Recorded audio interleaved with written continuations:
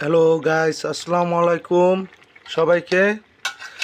আজও আমরা একটা আলুর দমের পার্টি আয়োজন করছি। 5 কেজি আলু, 5 কেজি আলু দিয়ে এই আলুর দম রেসিপিটি রান্না করা হচ্ছে। এই আলুর দমটার নাম হলো, রেসিপিটির নাম কাশ্মীরি আলুর দম। সাথে আমরা মুড়ি আর সালাদ দিয়ে এটা খুব মজা করে খাবো। এটা হলো কাশ্মীরি আলুর দম। এই রেসিপিটার নাম হলো কাশ্মীরি আলুর দম। খুবই মজার একটা রেসিপি, কাশ্মীরি আলুর দম। আমরা প্রতি বছরই এই আলুর সিজনে, মানে শীতকালে, এরকম আলুর দমের পার্টি করে থাকি আমরা সবাই।